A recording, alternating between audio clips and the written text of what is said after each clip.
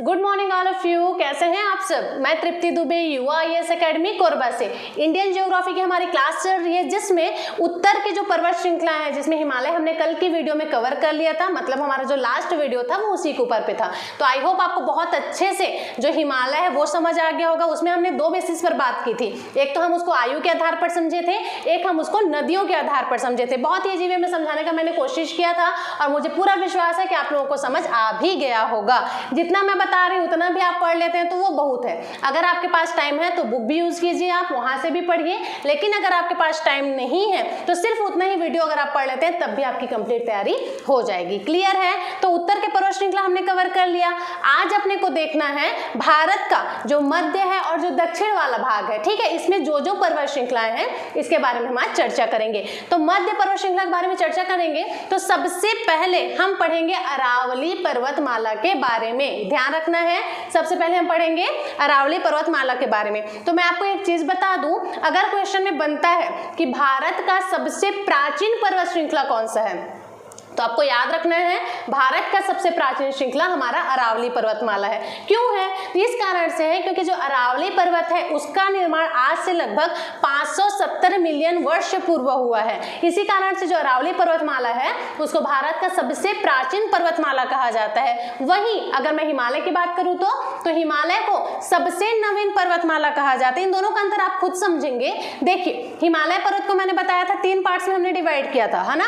एक वृहद हिमालय था, एक बीच का लघु हिमालय हो गया और लास्ट में शिवालिक हिमालय हो गया। जो वृहद हिमालय था उसका निर्माण सबसे पहले हुआ था और उसका निर्माण कब हुआ था तो आज से लगभग 25 से 40 मिलियन वर्ष पूर्व जो वृहद हिमालय है उसका निर्माण हुआ था। ठीक, और यहाँ पर अरावली का निर्माण क्या बता रही हूँ मैं, 570 मिलियन वर्ष पूर्व हुआ है। मतलब दोनों में अंतर आप खुद समझ पा रहे होंगे। इसी कारण से जो भारत है उसका सबसे प्राचीन पर्वतमाला अरावली पर्वत को कहा जाता है और वहीं सबसे नवीन पर्वतमाला किसे कहा जाता है तो सबसे नवीन पर्वतमाला हिमालय को कहा जाता है। तो उसी अरावली के बारे में अपने को आज जानना है।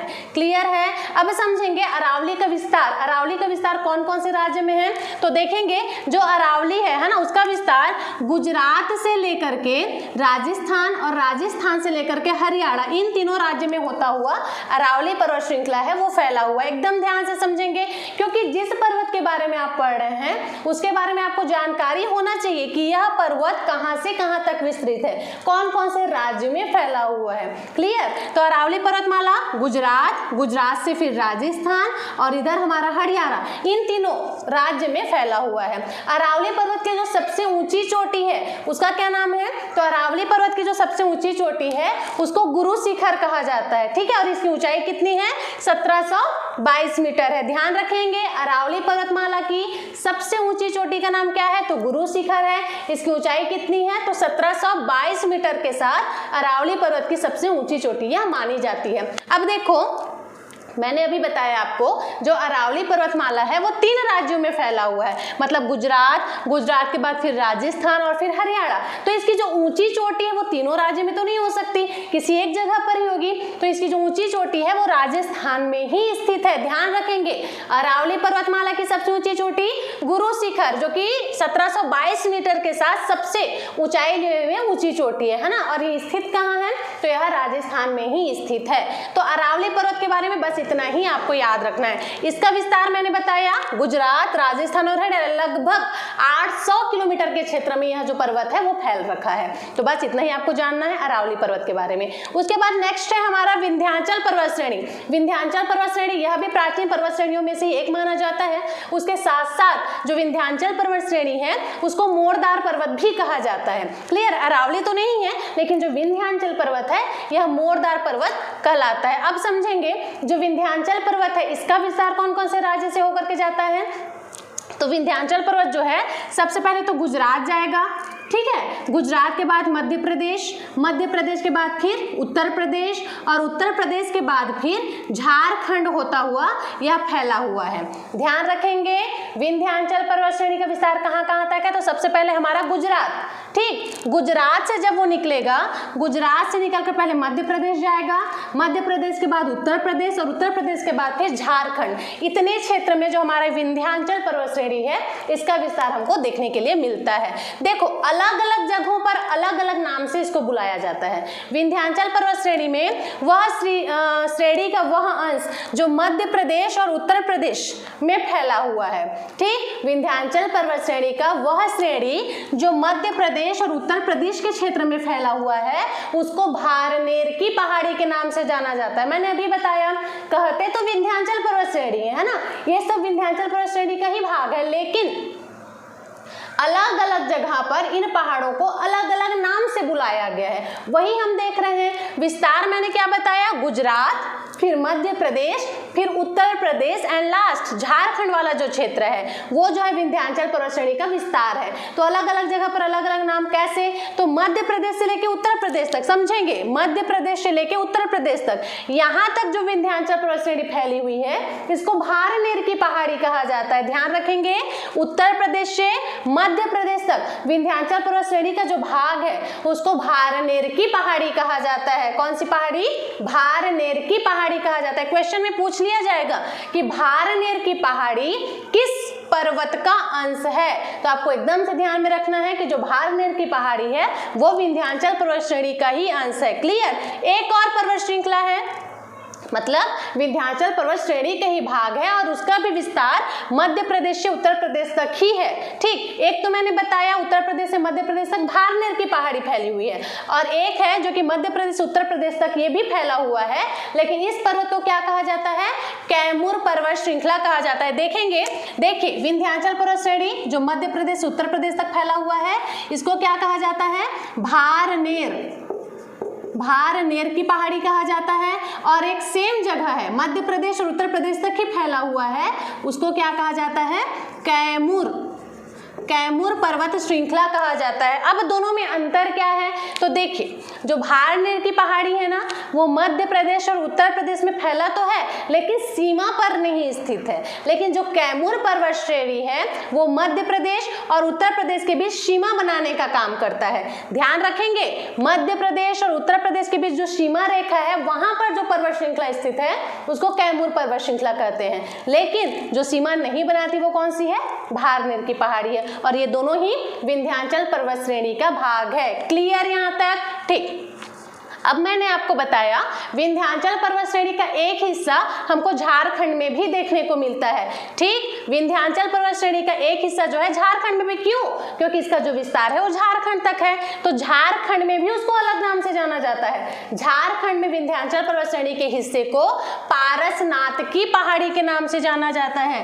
क्या कहा जाता है, पारसनाथ की पहाड़ी के नाम से जाना जाता है। नोट करेंगे इसको, जो पारसनाथ की पहाड़ी है ये जैन मंदिरों के लिए फेमस है। पारसनाथ की पहाड़ी जैन मंदिरों के लिए फेमस है, और इसकी ऊंचाई कितनी है, तो पारसनाथ की जो पहाड़ी है उसकी ऊंचाई है 1365 मीटर, 1365 मीटर।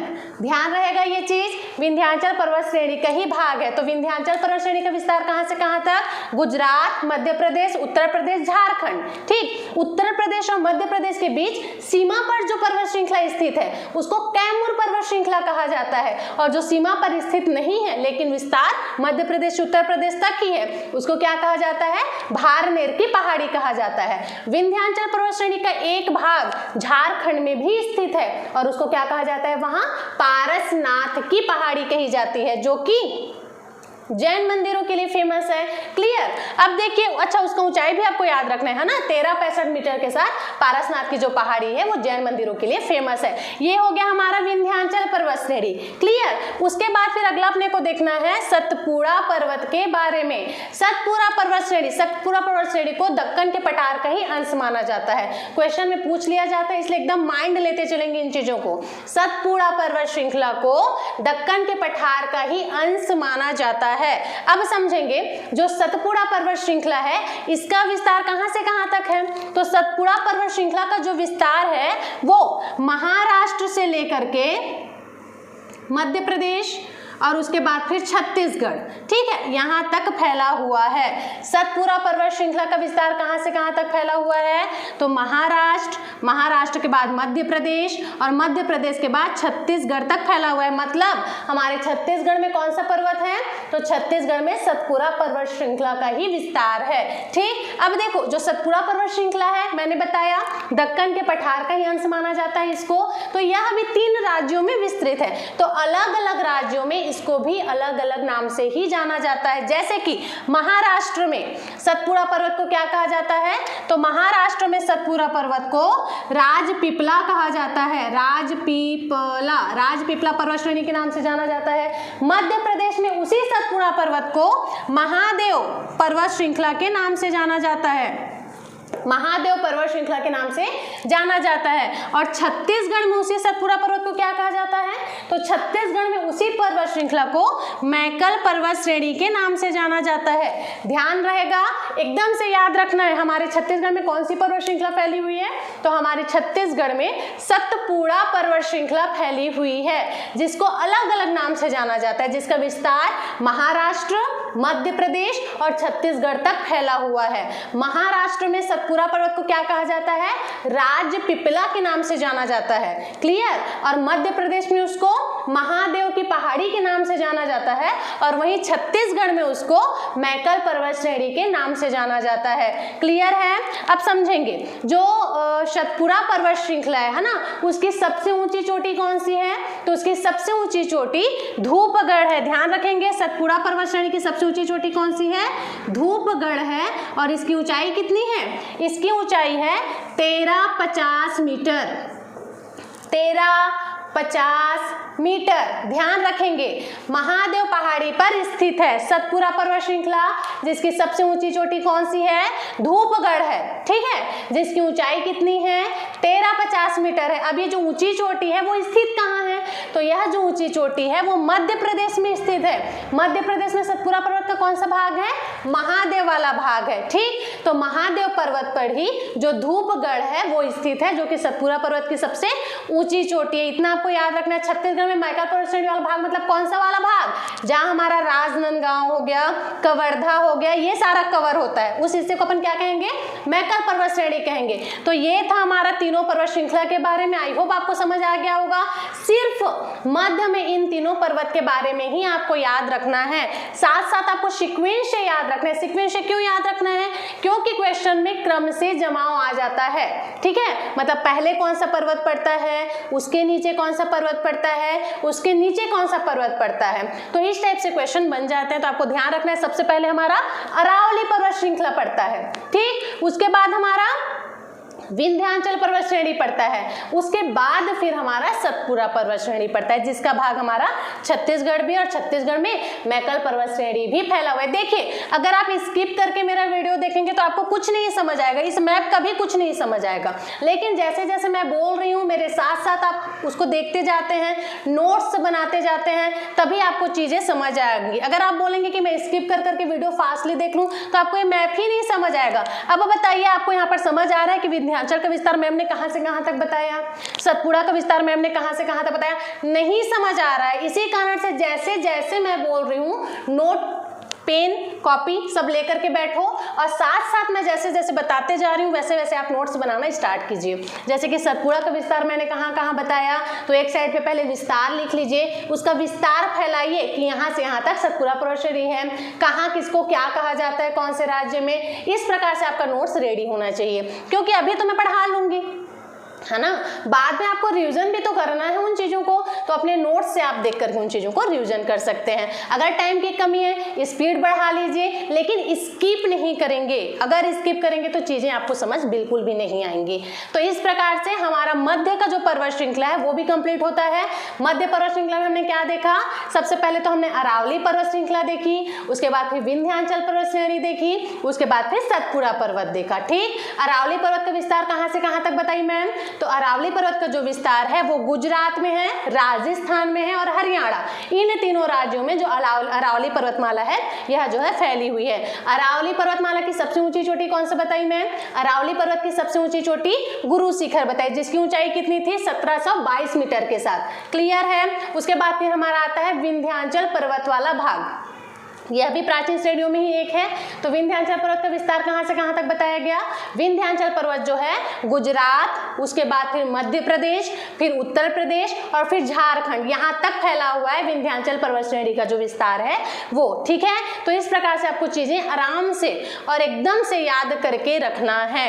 ठीक, उसके बाद फिर नेक्स्ट हमने क्या देखा? अच्छा, विंध्याचल पर्वत में जो मेन पॉइंट है याद रखना है आपको, मध्य प्रदेश और उत्तर प्रदेश की सीमा पर जो पर्वत स्थित है उसको कैमूर पर्वत कहा जाता है, और जो सीमा पर स्थित नहीं है लेकिन विस्तार मध्य से उत्तर प्रदेश तक ही है उसको भारनेर की पहाड़ी कहा जाता है। इसके अलावा झारखंड में जो विंध्याचल पर्वत श्रेणी का विस्तार है उसको क्या कहा जाता है?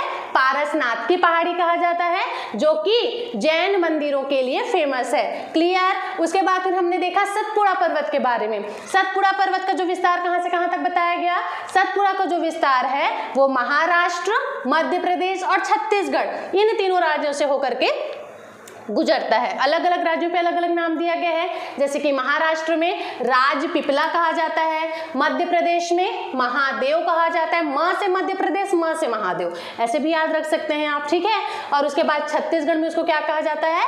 मैकल पर्वत श्रेणी कहा जाता है। इसकी सबसे ऊंची चोटी धूपगढ़, जो कि मध्य प्रदेश के महादेव पर्वत पर स्थित है। ऊंचाई कितना बताई मैं? 1350 के साथ। तो इस प्रकार से जो मध्य का पर्वत श्रृंखला है वो हमारा कवर हो जाता है। इसमें एक चीज आपको और याद रखना है, जो सतपुड़ा पर्वत श्रेणी है, सतपुड़ा पर्वत श्रेणी के ऊपर से ताप्ती नदी बहती है। ठीक, सतपुड़ा पर्वत श्रेणी के ऊपर से, सतपुड़ा पर्वत श्रेणी के ऊपर से नर्मदा नदी बहती है। कहां से निकलती है?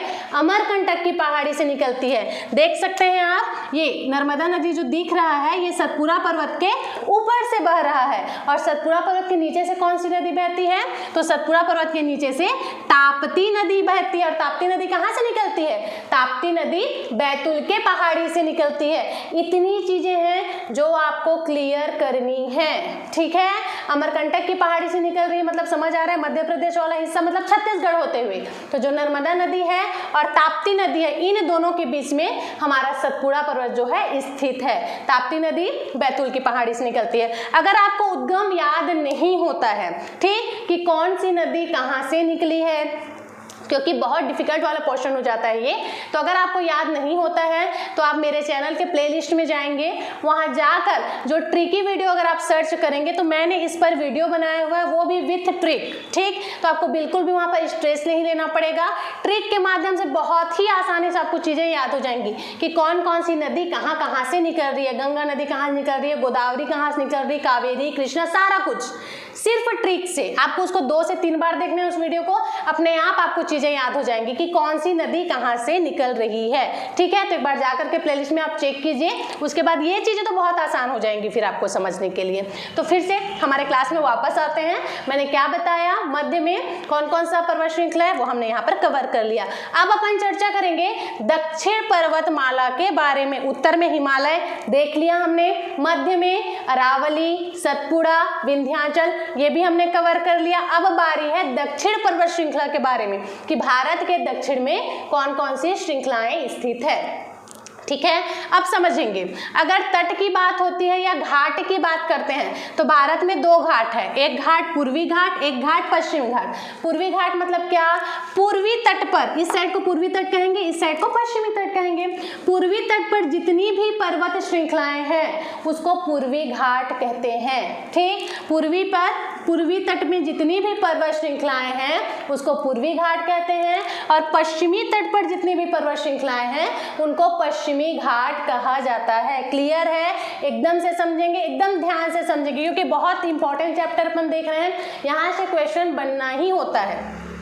फिर चाहे ऊंची चोटी के बारे में पूछे, या फिर सीक्वेंस जमाव करके पूछे, या फिर कोई पर्वत श्रृंखला है जिसका विस्तार कहाँ से कहाँ तक है पूछे, या फिर ऊंचाई पूछे, कुछ भी पूछेगा, लेकिन पर्वत वाले भाग से क्वेश्चन बनता ही है, इसलिए एकदम ध्यान से आपको समझना है। ठीक, तो पूर्वी घाट पश्चिमी घाट समझ आया। जो पूर्वी तट पर स्थित पर्वत श्रृंखलाएं हैं उसको पूर्वी घाट कहेंगे, और पश्चिमी तट पर जो पर्वत श्रृंखला स्थित है उसको पश्चिमी घाट कहेंगे। तो सबसे पहले अपन देखते हैं कि पश्चिमी घाट पर कौन कौन सी पर्वतमालाएं स्थित है। ठीक, सबसे पहले शुरुआत करेंगे महाराष्ट्र से, क्योंकि जो पश्चिमी घाट है वो महाराष्ट्र से शुरू होता है। ऊपर वाला तो स्थलीय प्रदेश में आ जाएगा, नीचे वाला जो भाग है दक्षिण के पहाड़ पढ़ रहे हैं ना अपन, मध्य तो हमारा हो गया, अब दक्षिण में पढ़ेंगे तो महाराष्ट्र से ही शुरू करेंगे। महाराष्ट्र में सबसे पहले तो हमारा अजंता की पहाड़ी पड़ती है। ठीक है, महाराष्ट्र में सबसे पहले अजंता के पहाड़ के बारे में अपने को पढ़ना है। अजंता की गुफाएं बहुत फेमस है, अपन बचपन से ये पढ़ते आ रहे हैं। जब हम हिस्ट्री वाला पोर्शन पढ़ते हैं उसमें हमारा ये चीज क्लियर हो जाता है कि अजंता एलोरा की गुफा है कहाँ है, महाराष्ट्र में है। ये चीजें आपको याद होना चाहिए। हिस्ट्री में यहाँ से क्या क्वेश्चन बनता है, अजंता एलोरा की जो गुफाएं हैं उसमें जो चित्रकला का नमूना मिला है वो कौन से वंश से संबंधित है, इस प्रकार से क्वेश्चन बनता है। तो आपको याद रखना है अजंता एलोरा की जो गुफा है वो गुप्त कालीन चित्रकला के जो नमूने हैं वो अपने को देखने को मिलते हैं। तो अजंता गुफा गुप्त कालीन चित्रकला के लिए प्रसिद्ध है, याद रहेगा। अजंता गुफा स्थित कहाँ है, महाराष्ट्र में स्थित है। किस लिए फेमस है, क्योंकि अजंता की जो पहाड़ी है वहाँ जो गुफा स्थित है वहाँ चित्रकला का नमूना मिलता है, और वहाँ जो चित्रकला बने हुए हैं वो कौन से काल के बने हुए हैं, तो वो गुप्त काल के बने हुए हैं। देखिए हर एक सब्जेक्ट ना एक दूसरे से जुड़ा हुआ है। आप चाहे जियोग्राफी पढ़ो, इतिहास के क्वेश्चन बनेंगे ही वहां से, इतिहास में पढ़ेंगे तो वहां से भी जियोग्राफी वाले क्वेश्चन पड़ जाते हैं कि ये जगह कहाँ पर स्थित है, उसके लिए आपको मैप देखना पड़ेगा। इस प्रकार से हर एक सब्जेक्ट एक दूसरे से किसी न किसी प्रकार से जुड़ा हुआ है, इसलिए हर सब्जेक्ट आपका क्लियर होना चाहिए, स्ट्रांग होना चाहिए। स्ट्रांग होगा कैसे, जब आप समझदारी के साथ पढ़ेंगे, रटना नहीं है। रटोगे तो सिर्फ जो क्वेश्चन आप रट रहे हो ना, वन लाइनर बोल सकते हैं, वो क्वेश्चन सिर्फ याद रहेगा। मान लो आपने पूरा रट लिया, एकदम से पूरा पुस्तक रट लिया, तो सिर्फ जो क्वेश्चन आपने रटा है वही क्वेश्चन आपको याद रहेगा। उससे रिलेटेड अगर कोई दूसरा क्वेश्चन पूछ देगा तो वो आप नहीं बता पाएंगे इतनी मेहनत करने के बाद भी। इसलिए चीज़ों को समझना जरूरी है। रट तो बाद में भी लेंगे, लेकिन पहले समझ लीजिए, उसके बाद फिर ऑब्जेक्टिव से क्वेश्चन बनाइए तो चीजें बहुत आसानी से आपको समझ आ जाएंगी। दक्षिण भारत का पहाड़ देख रहे हैं अपन, जिसमें महाराष्ट्र में स्थित अजंता के बारे में चर्चा कर रहे थे। तो याद रखेंगे अजंता कहाँ स्थित है, महाराष्ट्र में स्थित है। अजंता की जो गुफा है वहां से अपने को गुप्त कालीन चित्रकला का प्रमाण देखने को मिलता है। क्लियर। यहाँ देखो महाराष्ट्र में ही दो पर्वतमालाएं और है जिसके बारे में आपको जानना है। एक तो हरिश्चंद्र पर्वतमाला है, एक सतमाला पर्वतमाला है। ठीक, एक अजंता हो गया, एक हरिश्चंद्र हो गया, एक सतमाला हो गया। हरिश्चंद्र और सतमाला इन दोनों का सिर्फ नाम आपको याद रखना है कि ये स्थित कहाँ है। तो हरिश्चंद्र और सतमाला ये दोनों ही महाराष्ट्र में स्थित है। ठीक, लाइन से आगे बढ़े, अब हमारा हो गया महाराष्ट्र वाला। उसके बाद फिर आता है हमारा बालाघाट की पहाड़ी। बालाघाट की पहाड़ी का विस्तार कहाँ से कहाँ तक है, तो जो बालाघाट की पहाड़ी है उसका विस्तार महाराष्ट्र से लेकर के कर्नाटक तक है। ठीक, बालाघाट की पहाड़ी का विस्तार महाराष्ट्र से लेकर के कर्नाटक तक है। कर्नाटक के क्षेत्र तक जो बालाघाट की पहाड़ी है वो फैला हुआ है। बालाघाट की पहाड़ी के बारे में आपको जानना क्या है, तो समझेंगे बालाघाट की पहाड़ी के बारे में विशेषता या खासियत यह है कि जो बालाघाट पर्वत श्रृंखला है वो गोदावरी नदी और भीमा नदी के बीच में जल विभाजन का कार्य करती है। बालाघाट की पहाड़ी कौन कौन सी नदी के बीच जल विभाजन का कार्य करती है, तो जो बालाघाट की पहाड़ी है जिसका विस्तार महाराष्ट्र से लेकर के कर्नाटक तक है, यह गोदावरी नदी और भीमा नदी इसके बीच में जल विभाजन का कार्य करती है। एकदम ध्यान से समझेंगे, गोदावरी नदी और भीमा नदी। गोदावरी नदी कहाँ से निकलती है, तो गोदावरी नदी महाराष्ट्र के ही त्र्यंबकेश्वर की पहाड़ी से निकलती है। और भीमा नदी के बारे में क्या याद रखना है, तो जो भीमा नदी है वो कृष्णा नदी की सहायक नदी है। और कृष्णा नदी कहाँ से निकलती है, कृष्णा नदी महाराष्ट्र के ही महाबलेश्वर की पहाड़ी से निकलती है। ध्यान रखेंगे, सिर्फ जो क्वेश्चन है वही नहीं पढ़ना है, उससे लिंक जो जो क्वेश्चन बन रहे हैं वो सारा आपको क्लियर होना चाहिए तुरंत से। जैसे ही मैम बोली तुरंत आपको पता होना चाहिए गोदावरी कहाँ से निकलती है, तो त्र्यंबकेश्वर की पहाड़ी से निकलती है। त्र्यंबकेश्वर की पहाड़ी कहाँ है, महाराष्ट्र में स्थित है। ठीक, वैसे ही भीमा नदी के बारे में क्या जानते हो, तो यह कृष्णा नदी की सहायक नदी है। तो कृष्णा नदी कहाँ से निकलती है, महाबलेश्वर की पहाड़ी से निकलती है। महाबलेश्वर की पहाड़ी कहाँ है, महाराष्ट्र में स्थित है। क्लियर, तो इस टाइप से आपका तैयारी होना चाहिए। ठीक है, तो बालाघाट के बारे में मैंने क्या बताया, विस्तार महाराष्ट्र से कर्नाटक तक है। और यह कौन कौन सी नदी के बीच जल विभाजन का कार्य करती है, तो गोदावरी नदी और कृष्णा नदी के बीच जल विभाजन का कार्य करती है। ठीक है, कृष्णा नदी के बारे में भी आपको याद होना चाहिए, भीमा नदी उसकी सहायक नदी है। ठीक है, कृष्णा नदी आंध्र प्रदेश से होते हुए बहती है, मतलब आंध्र प्रदेश तक बहती है। देखो कृष्णा नदी कुछ इस प्रकार से बहती है, जैसे महाराष्ट्र है, महाबलेश्वर की पहाड़ी है, वहां से होते हुए कर्नाटक जाएगी, कर्नाटक से थोड़ा सा तेलंगाना को भी टच करेगी, उसके बाद आंध्र प्रदेश होते हुए बाहर निकल जाती है। ठीक, वो कृष्णा नदी है और कृष्णा नदी की सहायक नदी भीमा नदी है। तो गोदावरी और भीमा दोनों नदी के बीच जल विभाजक का कार्य हमारा बालाघाट का पर्वत करता है। तो बालाघाट बारे में आपको इतना चीजें जो है वो याद रखना है। क्लियर, तो ये हो गया हमारा बालाघाट पर्वत के बारे में। उसके बाद आगे जाएंगे, तो बालाघाट के बाद जब हम आगे जाते हैं तो हमारा पड़ता है नीलगिरी पर्वत। ठीक है, नीलगिरी पर्वत के बारे में क्या याद रखेंगे आप, तो नीलगिरी पर्वत के बारे में आपको याद रखना है, यह वही पर्वतमाला है जो पूर्वी घाट और पश्चिमी घाट को जोड़ती है। पूर्वी घाट और पश्चिमी घाट को जोड़ती है, मतलब मैंने आपको बताया जो पूर्व तट पर जितनी भी पर्वत श्रृंखला है उसको पूर्वी घाट कहेंगे, और पश्चिम तट पर जितनी पर्वत श्रृंखला है उसको पश्चिमी घाट कहेंगे। तो एक जगह ऐसा आता है जब दोनों घाट एक दूसरे से जा करके मिल जाते हैं। ठीक है, देखो दूसरा पेन यूज करके मैं आपको बताती हूँ। यहाँ पर समझेंगे कुछ इस प्रकार से पर्वतमालाएं हैं, ऐसे। ठीक, तो ये हो गया हमारा पश्चिमी घाट का पर्वतमाला। और पूर्वी घाट में देखें तो इस प्रकार से पर्वतमाला फैली हुई है कुछ इस टाइप से। फिर एक जगह आता है जहां पर ये जो दोनों पर्वतमाला हैं ऐसे करके मिल जाती हैं, पूर्वी घाट की पर्वतमाला और पश्चिमी घाट की पर्वतमाला, दोनों ही पर्वतमाला एक जगह में जाकर के मिल जाती है। तो जहां पर मिलती है वहां पर जो पर्वत श्रृंखला स्थित है उसको कहा जाता है नीलगिरी पर्वत श्रृंखला, नीलगिरी की पहाड़ी।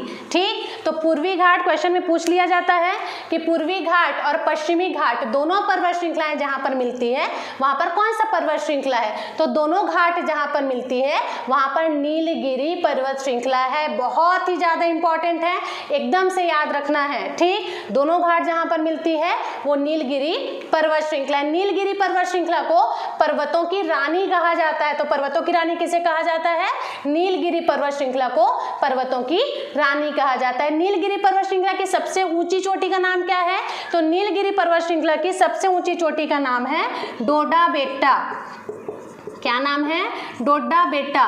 यह नीलगिरी पर्वत श्रृंखला की सबसे ऊंची चोटी है। इसकी ऊंचाई कितनी है ये भी पूछ लिया जाता है, तो इसकी ऊंचाई है 2637 मीटर। डोडा बेटा की ऊंचाई कितनी है, 2637 मीटर। 2637 मीटर के साथ जो डोडा बेटा है वो दक्षिण भारत की दूसरे नंबर की सबसे ऊंची चोटी है। ठीक, दक्षिण भारत की दूसरे नंबर की सबसे ऊंची चोटी है डोडा बेटा, जिसकी ऊंचाई कितनी है, 2637 मीटर है। याद रखना है आपको, ऊंचाई भी आपको याद होना चाहिए। ठीक है, याद कैसे करेंगे, तो देखिए डोडा बेटा बोला जा रहा है। डोडा बेटा मतलब आप याद कर लो एक ट्रिक बनाकर, डोडा बेटा मतलब समझ लो दो बेटा है। ठीक, किसी का दो बेटा है, एक 26 साल का है, एक 37 साल का है। डोडा बेटा मतलब दो बेटा। दो बेटा कौन, एक 26 साल का है, एक 37 साल का है। हो गया 2637 मीटर, आराम से याद हो गया। देखो हर चीज अपन याद नहीं कर सकते, तो जो याद नहीं कर सकते उसको ट्रिक के थ्रू याद हो जाना चाहिए। तो दो बेटा, एक 26 साल का और एक 37 साल का। तो इस प्रकार से डोडा बेटा की ऊंचाई कितनी होगी, 2637 मीटर। एक चीज और बताया मैंने, जो डोडा बेटा है वो 2637 मीटर ऊंचाई के साथ दक्षिण भारत का दूसरे नंबर का सबसे ऊंचा चोटी है। तो फिर पहला कौन सा है, जो पहला चोटी उसके बारे में आगे बताती हूँ। ठीक है, तो ये हो गया नीलगिरी पर्वत जिसमें डोडा बेटा उसकी ऊंची चोटी है और दक्षिण भारत के दूसरे नंबर की सबसे ऊंची चोटी है। नीलगिरी का विस्तार कहाँ से कहाँ तक देखा जाता है ये भी आपको याद रखना चाहिए। नीलगिरी पर्वत जो पर्वत श्रृंखला है इसका विस्तार कहाँ से कहाँ तक फैला हुआ है, तो जो नीलगिरी पर्वत श्रृंखला है इसका विस्तार जो है कर्नाटक, फिर केरल और तमिलनाडु, इन तीनों जगहों पर जो नीलगिरी पर्वत श्रृंखला है इसका विस्तार देखने को मिलता है। कहाँ कहाँ बताई मैं? कर्नाटक, केरल और तमिलनाडु, इन तीनों में नीलगिरी का जो विस्तार है वो अपने को देखने को मिलता है। क्लियर है? उसके बाद अब वहां से आगे बढ़ेंगे अपन कर्नाटक से, तो हमारा पड़ता है अन्नामलाई की पहाड़ी। कौन सी पहाड़ी? अन्नामलाई की पहाड़ी। अन्नामलाई की पहाड़ी, अन्नामलाई की पहाड़ी, इसका जो विस्तार है वो कहाँ से कहाँ तक देखने को मिलता है? तो जो अन्नामलाई की पहाड़ी है इसका विस्तार तमिलनाडु और केरल में देखने को मिलता है। तमिलनाडु और केरल में अन्नामलाई की पहाड़ी का विस्तार जो है अपने को देखने को मिलता है। अन्नामलाई पहाड़ी की सबसे ऊंची चोटी का नाम क्या है? तो अन्नामलाई पहाड़ी की सबसे ऊंची चोटी का नाम है अनाईमुड़ी। अनाईमुड़ी, इसकी ऊंचाई कितनी है? तो अनाईमुड़ी की जो ऊंचाई है वो है 2695 मीटर। 2695 मीटर। 2695 मीटर के साथ जो अनाईमुड़ी है वो दक्षिण भारत की सबसे ऊंची चोटी है। क्लियर रहेगा? दक्षिण भारत की सबसे ऊंची चोटी कौन सी है? अन्नामलाई पर्वत पर अनाईमुड़ी 2695 मीटर के साथ। और दूसरे नंबर की ऊंची चोटी कौन सी है? नीलगिरी पर्वत में डोडा बेटा, जिसकी ऊंचाई कितनी? 2637 मीटर। दोनों ही आपको याद रखना है। फिर से एक बार, दक्षिण भारत की सबसे ऊंची चोटी कौन सी है? अनाईमुड़ी है, जो कि अन्नामलाई पर्वत पर स्थित है। और दूसरे नंबर पर ऊंची चोटी कौन सी है? डोडा बेटा है, जो कि नीलगिरी पर्वत पर स्थित है। अन्नामलाई की पहाड़ी कौन कौन से राज्य में फैली हुई है? तो अन्नामलाई की पहाड़ी तमिलनाडु और केरल राज्य में फैली हुई है। यहाँ तक क्लियर है? ठीक। उसके बाद लास्ट जो पर्वतों में, भारत में सबसे लास्ट में जो पर्वत है उसको कहा जाता है कार्डमम की पहाड़ी। कार्डमम की पहाड़ी, ठीक है। इसको भारत का सबसे अंतिम पहाड़ी कहा जाता है। कार्डमम की पहाड़ी का विस्तार कहाँ से कहाँ तक माना जाता है? तो जो कार्डमम की पहाड़ी है इसका विस्तार भी केरल और तमिलनाडु में अपने को देखने को मिलता है। ठीक है, इसका विस्तार कहाँ से कहाँ तक है? तो केरल और तमिलनाडु में है। कार्डमम की पहाड़ी में इलायची की पैदावार की जाती है। इलायची को कार्डमम ही बोलते हैं क्या? इंग्लिश में बोलते हैं शायद। ठीक है, एक बार देख लेंगे आप।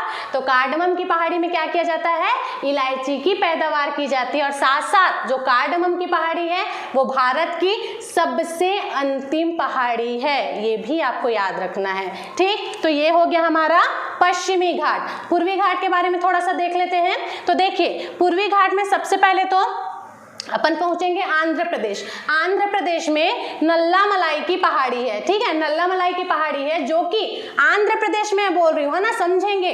नल्लामलाई की पहाड़ी, पूर्वी घाट देख रहे हैं आप, आंध्र प्रदेश में नल्लामलाई की पहाड़ी है जो कि आंध्र प्रदेश में स्थित है और कृष्णा नदी के दक्षिण में बहती है। जैसे कृष्णा नदी ऐसे बह रही है, उसके नीचे साइड से बहती है, तो कृष्णा नदी के दक्षिण में बहती है नल्लामलाई की पहाड़ी। कहाँ स्थित है?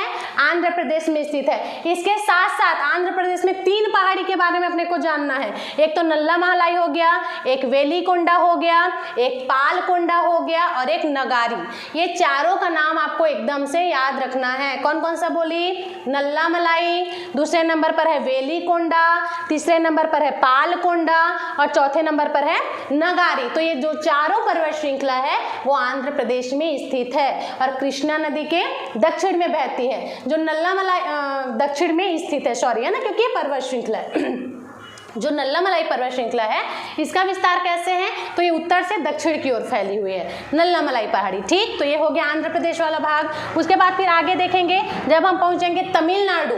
तमिलनाडु में भी 4 पर्वत के बारे में अपने को जानना है। कौन कौन सा पर्वत है? तो एक है जवादी, एक है सेवराय, एक है पंचमलई और एक है सिरुमलई। यहाँ पर लिखा हुआ है, आप देख सकते हैं। एक है जवादी, दूसरे नंबर पर है सेवराय, तीसरे नंबर पर है पंचमलई और चौथे नंबर पर है सिरुमलई।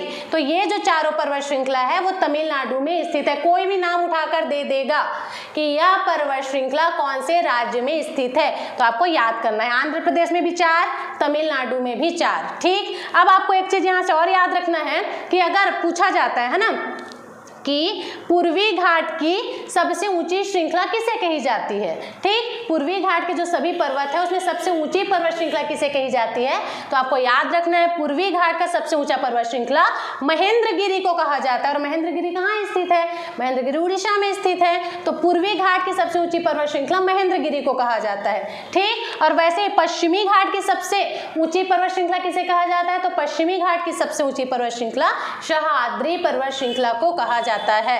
क्लियर? तो यहाँ तक जो चीजें हैं वो आपको याद होना चाहिए। उसके अलावा भी कुछ है, जैसे कि मांडव की पहाड़ी होता है जो कि गुजरात के काठियावाड़ में स्थित है। उसके अलावा अजंता, हरिश्चंद्र, सतमाला, ये सब अपन पढ़ ही चुके हैं। तो बस यही पर्वत श्रृंखला है जो कि पूर्व में है और पश्चिम में है। आई होप आपको बहुत अच्छे से समझ आ गया होगा, क्योंकि पर्वत वाला जो पोर्शन है वो आपको पढ़ना ही है। मैं फिर से बोलूंगी, अगर आपने मेरा वीडियो स्किप कर करके देखा तो आपको चीजें नहीं समझ आएंगी, क्योंकि इस मैप को अगर आप स्क्रीनशॉट भी ले लेंगे तो आपको नहीं समझ आएगा कि कौन सा पर्वतमाला कहाँ पर स्थित है। जब मैं पढ़ा रही हूँ उसी टाइम पर आप मेरे साथ साथ बनाते चलिए कि कौन से पर्वतमाला का विस्तार मैं कहाँ से कहाँ तक बता रही हूँ। इसके साथ साथ अजंता एलोरा की गुफा ये भी हमने देख लिया। ठीक है, यहाँ पर अंडमान निकोबार द्वीप समूह है। देखिए कुछ इस प्रकार से हमारा अंडमान निकोबार द्वीप समूह है। अंडमान निकोबार द्वीप समूह की जो सबसे ऊंची चोटी है उसका क्या नाम है। तो अंडमान निकोबार की जो सबसे ऊंची चोटी है उसका नाम है सैंडल पीक। कौन सा है? Sandal peak. ठीक है, इधर हमारा लक्षद्वीप पड़ता है। लक्षद्वीप की जो सबसे ऊंची चोटी है उसका नाम क्या है? नारचो। दोनों ही याद रखेंगे, लक्षद्वीप की सबसे ऊंची चोटी नारचो और अंडमान निकोबार की जो सबसे ऊंची चोटी है वो कौन सी है? सैंडल पीक है। तो इस प्रकार से हमारा जो मध्य की पर्वत श्रृंखलाएं हैं भारत की और दक्षिण की जो पर्वत श्रृंखलाएं हैं वो इस वीडियो में कवर होता है। अगर समझ नहीं आया 2-3 बार रिवाइज करके देखिए, चीजें बहुत ही आसानी से और बहुत आराम से आपको समझ आ जाएंगी। एक बार फिर आपको मैं याद दिला दूं, अगर नदियों का उद्गम कहाँ से हो रहा है ये आपको नहीं पता है, ये आपको याद नहीं होता है, तो जल्दी से प्लेलिस्ट में जाकर मेरा ट्रिकी वीडियो देखिए, जहाँ नदी के उद्गम के ऊपर मैंने ट्रिकी वीडियो बनाया है। सिर्फ 10 से 15 मिनट तो वो वीडियो होगा, लेकिन उसमें 40 से 45 नदियों को हमने कवर कर लिया है। तो वहाँ जाकर देखें, आपको चीज़ें बहुत आराम से समझ आ जाएंगी। अगर वीडियो से रिलेटेड कोई भी डाउट है चैट बॉक्स में आप कमेंट करके बता सकते हैं। अगर वीडियो अच्छा लगा है तो लाइक जरूर कीजिए, ज़्यादा से ज़्यादा शेयर कीजिए, और अच्छा लगा तो कमेंट करके भी बताओ, हमको भी पता चलना चाहिए कि हमारा वीडियो आपको कैसा लग रहा है। तब तक के लिए thank you so much for watching this video. Thank you again. कोई भी डाउट हो चैट बॉक्स में जरूर से कमेंट करें, आपको रिप्लाई जरूर मिलेगा। Thank you again.